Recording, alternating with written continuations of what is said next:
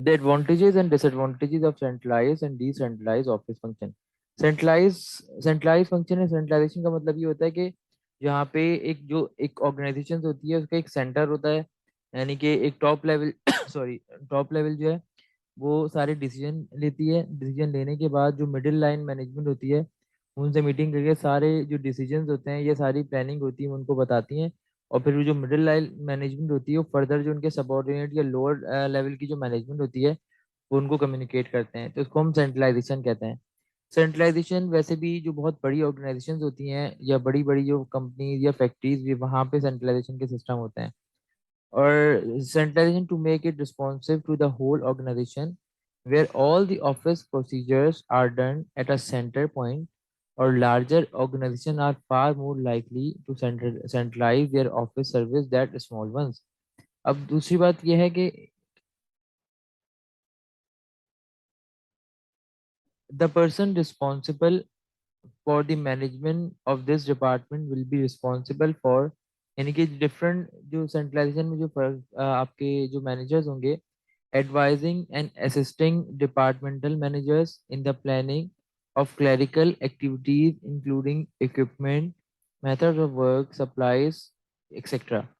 और जो क्या कर रहा होगा, जो maintaining the general office service such as mail delivery and collection, ये इसका ये काम यहाँ पे कर रहा होगा।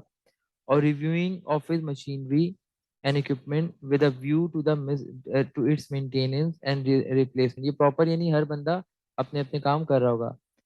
अब फिर कहते हैं कि as far as office work is concern, centralization centralization से क्या फायदा होता है। एक तो सिस्टम्स एंड प्रोसीजर्स बहुत स्टैंडर्डाइज हो जाते हैं, यानी जो हमने आपको स्टैंडर्ड प्रोसीजर्स बना के आपको बताए थे ये सब उसी को फॉलो करते हैं। स्टाफ बहुत स्पेशलाइज्ड होता है, हर कोई अपना अपना काम करता है, उसमें वो बहुत ज़्यादा एक्सपर्ट बन जाता है। मशीनरी बहुत एक्सपेंसिव ही यूज़ करते हैं, लेकिन उसका यूज़ बहुत इकोनॉमिकल होता है। वो क्योंकि जिस तरह से यूज़ हो रही होती है तो कंपनी के बेनिफिट के लिए यूज़ हो रही होती है। अच्छा, उसके बाद अब एक बैकलॉग ऑफ वर्क नहीं होता, मतलब बैकलॉग ऑफ वर्क का मतलब ये है कि वर्क का लोड ही जमा नहीं होता, क्योंकि एक सिस्टमेटिक तरीके से काम चल रहा होता है। और सिस्टमेटिक तरीके से जब काम चल रहा होता है तो हर बंदा अपना काम कर रहा है। ये नहीं कि सब मिलके एक साथ चीजें काम कर रहे हैं, इसमें काम का लोड बहुत ज्यादा आ गया तो एकदम से बैकलॉग आ गया। फिर है कि consultation and communication are easier, क्योंकि अब आपको पता है प्रॉपर हर डिपार्टमेंट प्रॉपर डिपार्टमेंट बने हुए हैं। जो बहुत बड़ी बड़ी ऑर्गेनाइजेशन होती है वहाँ पे एक कॉन्सेप्ट होता है कि वाइसल ब्लो का जो कॉन्सेप्ट होता है कि वहाँ पे नॉइज को ना वो नॉइज को लोअर लेवल पे रिड्यूस करते हैं। और अगर ऐसी कोई कॉन्फ्लिक्ट्स वगैरह होते हैं तो कुछ ऐसे डिपार्टमेंट्स होते हैं जिनका सिर्फ और सिर्फ काम यही होता है कि अगर कहीं किसी भी डिपार्टमेंट या किसी भी ऐसे पर्सनल्स में कोई कम्युनि इस तरह की मतलब जो है कंफ्यूजन्स क्रिएट हो जाती हैं या कॉन्फ्लिक्ट आ जाते हैं, तो उनका ये काम होता है कि ये इस कॉन्फ्लिक्ट को दूर करते हैं। ये कॉन्फ्लिक्ट को इस तरह से दूर करते हैं कि ये सारी रिपोर्ट लेते हैं, बिल्कुल इंडिपेंडेंट रिपोर्ट लेते हैं। रिपोर्ट लेने के बाद को सॉर्ट आउट करते हैं। बहुत बड़ी बड़ी ऑर्गेनाइजेशन में ये भी होता है कि वहाँ पे अगर कोई इम्प्लॉय अच्छा काम नहीं कर रहा तो उस डिपार्टमेंट का जो हेड होता है चाहे बॉसेज हों वो उसको नहीं निकाल सकते, क्योंकि अलग से एक इंडिपेंडेंट ऐसा आप उन्होंने वहाँ पे एक क्रॉस चेक के लिए या ऐसा डिपार्टमेंट होता है कि वो अगर वहाँ पे किसी को भी कोई प्रॉब्लम होता है तो उसकी कंप्लेन वहाँ पे होती है, या अगर उसको कोई निकाल दे तो वो वहाँ पे अपनी कंप्लेन करता है कि मुझे अनफेयरली यहाँ से डिसमिस किया गया है। तो वो उनकी कमेटी बैठती है, कमेटी बैठने के बाद जो है वो उसकी प्रॉपर इन्वेस्टिगेशन करती है, चाहे बॉसेस ने इसको क्यों ना निकाला हो वो उसकी भी इन्वेस्टिगेशन करते हैं। और अगर इन्वेस्टिगेशन में ये चीज़ प्रूव हो जाती है कि किसी भी एम्प्लॉय को अनफेयरली निकाला गया है तो उसको दोबारा से उसकी जॉब पे मतलब ले आते हैं वो। बहुत इंडिपेंडेंट जो कमेटी होती है उसके फंक्शंस बहुत सॉरी इंडिपेंडेंट होते हैं। अम, उसके बाद है कि it is usually more economical in term of space and cost, क्योंकि ये देखने को जितना ज़्यादा एक्सपेंसिव होता है लेकिन क्योंकि इसको अफोर्ड करने के लिए ऑर्गेनाइजेशन का जो साइज होता है वो भी बहुत लार्ज होता है, तो वो जितना अच्छी चीज़ें वो यूज़ करते हैं तो उतना ही उनको बेनिफिट भी करती है। तो इसके डिसएडवांटेज भी भी साथ साथ, सिर्फ ये नहीं है कि इसके एडवांटेज हैं, डिसएडवांटेज ये है कि one department may not suit another, क्योंकि office system that suit one department ये दूसरे डिपार्टमेंट को इस पे सूट हो सकता नहीं है चीज़ों। उसके अलावा क्योंकि जितने स्टैंडर्डाइज सिस्टम होते हैं वहाँ पे बहुत ज़्यादा रूल्स होते हैं और सिस्टम बने होते हैं, तो ये एम्प्लॉई जो होते हैं बहुत सारे जो एम्प्लॉयज होते हैं या लेबर होती है उन चीज़ों से बहुत ज़्यादा बोर हो जाते हैं। क्योंकि वो चाहते हैं रफ एंड टफ और कैजुअल तरीके का काम हो, तो यहाँ पे हर चीज़ के सिस्टम होता है कि जब तक वो सिस्टम पूरा नहीं हुआ काम आपको आप नहीं कर सकते। फिर इसके बाद है कि difficulties in coping with emergency job, बिल्कुल, क्योंकि अगर आपने हर चीज़ के स्टैंडर्ड एसओपीज बनाए हुए हैं, लेकिन अगर कम एक सडन आपको किसी चीज़ों में चेंजेस करने हैं, लेकिन आपके जो प्रोसीजर्स हैं भाई वही प्रोसीजर्स फॉलो होंगे, कि पहले चीज़ यहाँ से इन्फॉर्मेशन को बतानी होगी, फिर ये सिस्टम करना होगा, फिर वो सिस्टम करना होगा, जब तक आप उस प्रोसीजर्स पे नहीं जाएंगे, आप अगर कोई एकदम से कोई एक मतलब ऐसा कोई ऑर्डर आ जाता है जिसको आप अवेल करना चाहें, तो आप जब तक प्रॉपर अपने सारे स्टैंडर्ड जो उसकी एसओपीज होते हैं जब तक उनको फॉलो नहीं करेंगे, सारे रूल्स एंड रेगुलेशन फुलफिल नहीं करेंगे, आप उसको कर ही नहीं सकते। फिर उसके बाद है कि इंक्रीज इन पेपर वर्क, जितनी ज्यादा स्टैंडर्डाइज सिस्टम होगा उतनी ही इसकी फॉर्मेलिटीज होंगी और उतनी ही पेपर वर्क होगा। अब अभी हमने पढ़ा था सेंट्रलाइजेशन, उसके बाद है डिसेंट्रलाइजेशन। डिसेंट्रलाइजेशन का जो सिस्टम होता है, decentralisation system is one where each department और operating division would have their own office. सही है। यहाँ पे क्या होगा कि इनका हर डिपार्टमेंट का अपना एक ओन ऑफिस होगा। इसका मतलब हम डिसेंट्रलाइजेशन को हम दो तरीके से समझ सकते हैं। एक तो ये होता है कि डिसेंट्रलाइजेशन का मतलब सेंट्रलाइजेशन का मतलब क्या होता है कि पावर सेंटर में है, टॉप लेवल पे है। डिसेंट्रलाइजेशन का मतलब क्या है कि पावर, चाहे वो डिसीजन मेकिंग की हो या किसी भी फंक्शन की हो, पावर जो है लोअर लेवल पे है।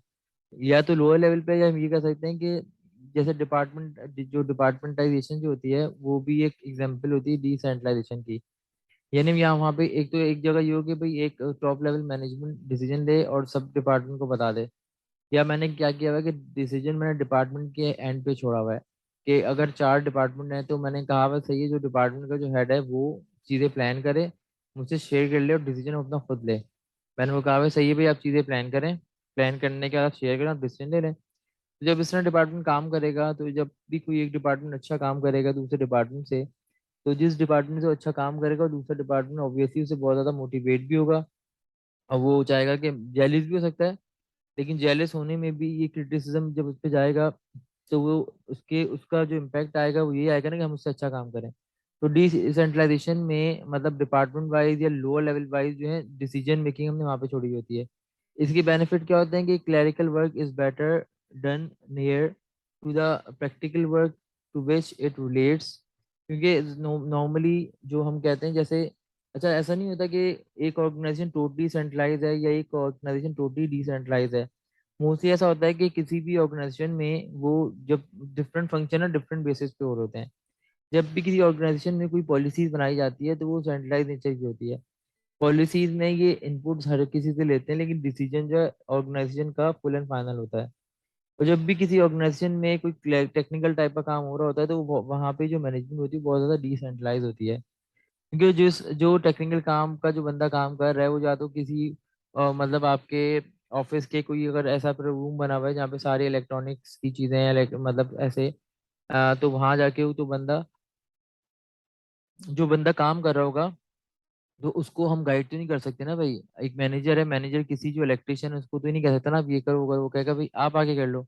तो वहां पे तो उसको हम तो उससे चीजें पूछते हैं और उसको हम टाइम देते हैं, हाँ भाई आप करो और आप बताना कितनी देर में काम हो जाएगा। तो ये उसी की जो सजेशन या रिकमेंडेशन होती है उसकी बेस पे ही हम चीजों को ले रहे होते हैं। तो उसके बाद है कि better service is given to department management, बिल्कुल डिसेंट्रलाइजेशन में। और department filing of document is best उसमें आ जाता है, क्योंकि वो हर अगर सेंट्रलाइज होता है तो वो तो एक ही एंड पे चीजें जा रही होती हैं। डिसेंट्रलाइजेशन में कंपटीशन का एलिमेंट आया तो चीजें अच्छी हो जाती हैं। The potential problem of decentralization include the increase operation cost due to, जाहिर सी बात है कि टेक्निकली डुप्लीकेशन की भी चीजें आ रही होंगी ना। डुप्लीकेशन किस तरह से आ रही होंगी भाई, कि पहले हर डिपार्टमेंट अपनी भी चीजें रिकॉर्ड कर रहा है, फिर हेड ऑफिस को एक सिंगल वे में रिकॉर्ड करने के लिए फिर रिकॉर्ड कर रहा है, तो डुप्लीकेशन आ सकती है। और एक्स्ट्रा इन्फॉर्मेशन की भी प्रोसेसिंग हो जाएगी, ये बिल्कुल सही है। अब है कि the structure of typical office, the internal arrangement in an organization depend on many factors such as size, depend करता है, क्योंकि जितना एंटरप्राइज का साइज बड़ा होगा तो उसका स्ट्रक्चर भी इतना ही ज्यादा आपका मतलब एक्सपेंडेड वर्जन होगा उसका। या टाइप ऑफ वर्क, ये भी डिपेंड करता है कि भाई अगर उनका सर्विसेज का काम है तो उनका बहुत ही मतलब छोटा सा लिमिटेड सा साइज होगा, एम्प्लॉय की भी बहुत ज़्यादा नीड नहीं है क्योंकि तो सर्विसेज दे रहे हैं। अगर मैन्युफैक्चरिंग होगा तो बहुत बड़ा साइज होगा, और जाहिर सी बात है कि उसकी साइज बड़ा होगा तो उसमें वो इसका स्ट्रक्चर भी बहुत ज़्यादा कॉम्प्लेक्स होगा। और नंबर ऑफ एम्प्लॉइज पे ही बेस करता है, अगर नंबर ऑफ एम्प्लॉइज बहुत ज़्यादा है तो जाहिर सी बात है स्ट्रक्चर बड़ा होगा, अगर नंबर ऑफ एम्प्लॉय कम है तो स्ट्रक्चर छोटा होगा। सही है। ऑर्गेनाइजेशन चार्ट, जैसे अभी आपको मैं रैंडमली दिखा देता हूँ। ये जो है ना, इसको इसको हम ऑर्गेनाइजेशन हायरार्की भी कहते हैं या ऑर्गेनाइजेशन चार्ट भी कहते हैं। ऑर्गेनाइजेशन चार्ट में एक तरह से ये रिस्पॉन्सिबिलिटीज और फंक्शंस की लिस्टिंग होती है कि कौन किस तरह किसको रिस्पॉन्स कर रहा है।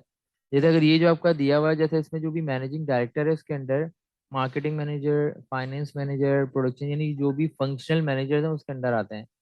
जब भी कोई पॉलिसीज वगैरह बनाते हैं या ऑफिस से रिलेटेड जो भी स्ट्रेटजी सॉरी बनती हैं, तो पहले क्या करते हैं कि सारे जो भी जो फ्रंट लाइन मैनेजर्स जो होते हैं ये इनसे मीटिंग करते हैं और इनको सारी जो भी कम्युनिकेशन वगैरह होती है सारी चीज़ें बताते हैं।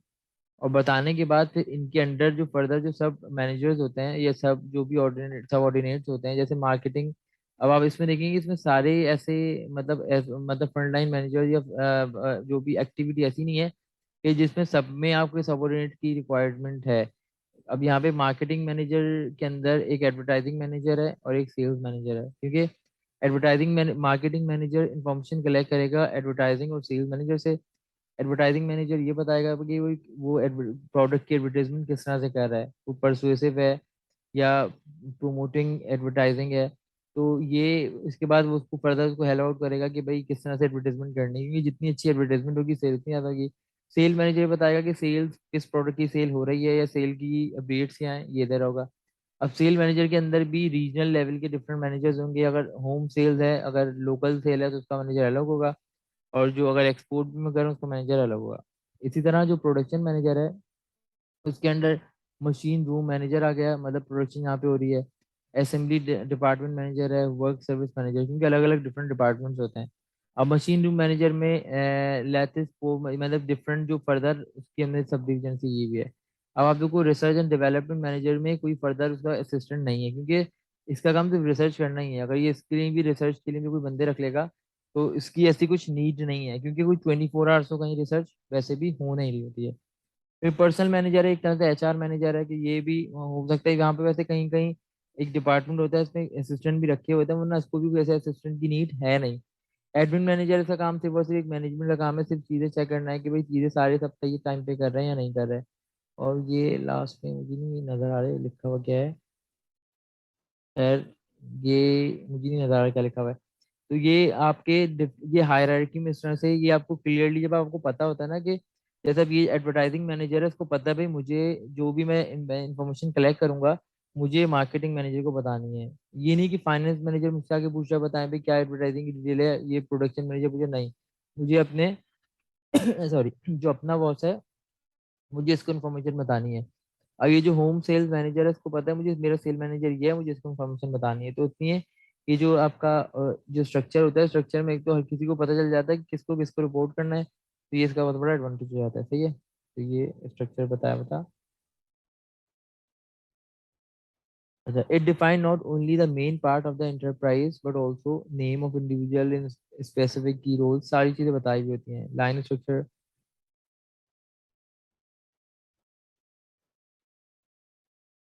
कंप्यूटर सर्विस मैनेजर, सही है। यानी जो मतलब इन्होंने कंप्यूटर सर्विस मैनेजर लिखा हुआ है, इसको नॉर्मली बात हर किसी एक किसी भी ऑर्गेनाइजेशन में बहुत ज़्यादा सबसे ज़्यादा रोल आईटी के डिपार्टमेंट का ही होता है। जो आईटी डिपार्टमेंट है वो जाहिर सी बात है कि जो पूरे ऑफिस में जो इंटरनेट जा रहा है तो उसकी जो प्रॉपर सप्लाई है और उसके अलावा जो भी जो सॉफ्टवेयर वगैरह में कोई प्रॉब्लम आ जाएगा तो ये इसको प्रॉपर टाइम पे सॉफ्टवेयर की सर्विस देना, उसकी प्रोविजन, ये सारा आईटी मैनेजर का ही काम है। तो आईटी का तो डिपार्टमेंट बहुत ज़्यादा एक तरह से बैकबोन का एक आजकल के टाइम पे बन चुका है। सही है। तो ये ऑर्गेनाइजेशन चार्ट की 2 से 3 हमने चीज़ें डिस्कस कर ली। और knowing where people are and what they are they do also, ये मतलब जो है हमको डिस्कस की ये ऑर्गेनाइजेशन चार्ट में बता रहा होता है।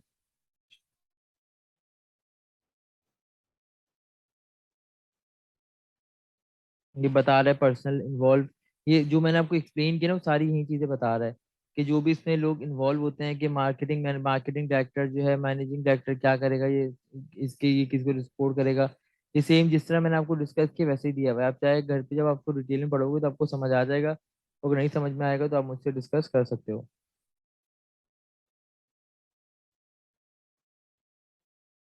अब उसके बाद है कि ऑफिस साइड, ऑफिस की भी जो लोकेशन है उसमें उसको भी हम बहुत ज़्यादा, एक तो जब उसकी लोकेशन हम लेते हैं तो उसके लिए बहुत सारे फैक्टर्स को हम कंसीडर करते हैं।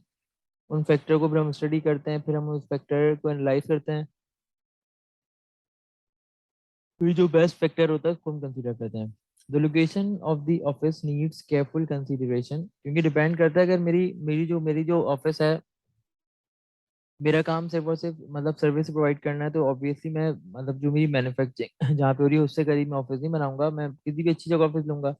जैसे अगर मैं टीचिंग या ऐसी कोई चीज़ों पे काम करना चाह रहा हूँ, अगर मेरा काम जाहिर सी बात है कि मैन्युफैक्चरिंग है, तो मैं कभी कभी होता है कि मैन्युफैक्चरिंग करीबी में ऑफिस बहुत सारे लोगों ने लिए हुए होते हैं, ताकि मुझे मतलब ऑफिस के लिए बहुत ज़्यादा दूर जाना ना पड़े। अब ऑफिस का लेआउट जो है, कहते हैं कि some point to note when studying the layout of the office किस तरह से होना चाहिए, क्योंकि ये कहने डिपेंड करता है कि ये large open spaces are deem to be better than a series of small rooms, then natural light should be used where possible, the layout should facilitate the flow of work। सही है। और उसके अलावा है कि the layout should facilitate the flow of work, और फिर lastly कि नॉइजी मशीन में distract and should be kept out of general office if possible. अगर कुछ जगह पे ऐसे ऑफिस होते हैं कि जहाँ पे मैन्युफैक्चरिंग और ऑफिस दोनों साथ होते हैं, तो ऑफिस को एटलीस्ट नहीं, जो मैन्युफैक्चरिंग के जो मेन जहाँ पे मशीनरी है, जहाँ पे प्लांट है, उससे आपको दूर रखना चाहिए, कि ये ना हो कि क्लाइंट आके बैठा हुआ है और आप उसको इतनी मतलब मशीन की ऐसी ऐसी आवाज़ आ रही है कि वो डिस्टर्ब हो जाए, वो एंजॉय ना करे कंपनी आपकी gathering. The designs of office fall into three main categories. Open plan।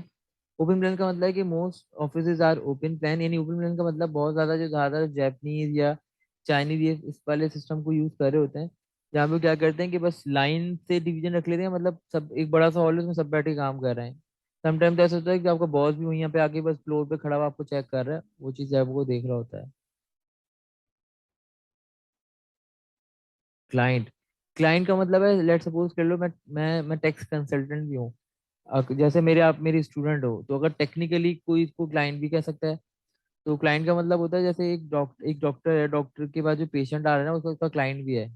सही है। क्लाइंट, क्योंकि डॉक्टर्स के लिए पेशेंट को हम क्लाइंट के तौर पे नाम यूज करना में अच्छा नहीं लगता, क्योंकि वो हम पेशेंट कह लेते हैं, क्लाइंट नहीं कहते। क्लाइंट कहने में तो लगता है स्पेशली क्लाइंट एक मतलब वो जो आपका जो कस्टमर है ना, तो उसको एक लैंग्वेज में क्लाइंट भी कह सकते हैं। अगर मैं किसी क्लाइंट के साथ बैठा हूँ, तो उसका मतलब है कि वो मुझे काम दे रहा है, मतलब मुझे बिजनेस दे रहा है, मुझसे बिजनेस दे रहा हूँ, तो उसको हम क्लाइंट कहते हैं।